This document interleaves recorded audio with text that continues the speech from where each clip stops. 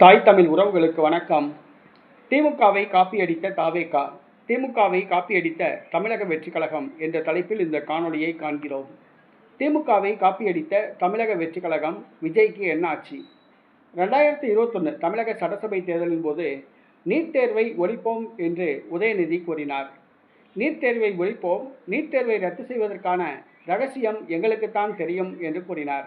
5 ஆண்டு காலம் திமுக ஆட்சியில் இருந்தது. திமுக ஆட்சியில் நீட் தேர்வு ரத்து செய்யப்படவில்லை, ஒழிக்கப்படவில்லை. அதற்கு மாறாக கையெழுத்து இயக்கம் நடத்தினார்கள்.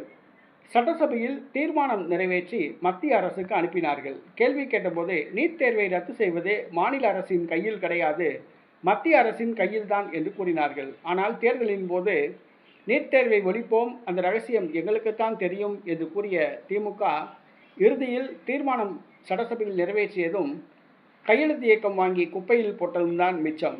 தற்பொழுது திமுக செய்ததை தமிழக வெற்றிக் கழகம் காப்பியடித்துள்ளது.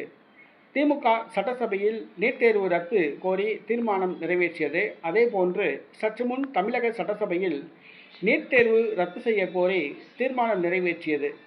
நீட் தேர்வு ரத்து செய்ய கோரி சட்டசபையில் தீர்மானம் நிறைவேற்றியது பாரதிய ஜனதா கட்சியை தவிர மற்ற அனைத்து சட்டசபை உறுப்பினர்களும் இந்த தீர்மானத்தை ஆதரித்து வாக்களித்தனர். தீர்மானம் ஒருமனதாக நிறைவேற்றப்பட்டது. நீட் தேர்வை ஒழிப்பது என்று சொன்னால் சட்டசபையில் தீர்மானத்தை போட்டு அப்படியே ஓடி ஒளிஞ்சிக்கிறது கிடையாது, விளைவிக்கிறது கிடையாது. தொடர்ந்து அழுத்தம் கொடுக்கணும். மத்திய அரசுக்கு எதிராக போராட்டத்தை நடத்தணும். மத்திய அரசுக்கு அழுத்தம் கொடுக்கணும். அதுக்குரிய வேலைகளில் தான் ஈடுபடணும். அதை விட்டுவிட்டு சட்டசபையில் தீர்மானத்தை போட்டு அனுப்பிட்டு ஒதுங்கிக்கிறது நல்ல செயல் கிடையாது. உண்மையிலேயே தமிழ்நாட்டில் நீட் தேர்வை ஒழிக்கணும்னா விஜய் களத்தில் இறங்கி போராடணும்.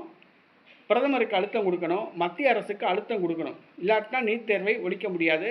மத்திய அரசு செவிடன் காதில் ஊதின சங்கு மாதிரி தான் இருக்கும். இப்போ பெயருக்கு சட்டசபையில் தீர்மானம் போட்டு ஒதுங்கிக் கொள்ள பார்க்கிறதா தமிழக வெற்றிக் கழக அரசு என்ற கேள்வி எழுந்துள்ளது.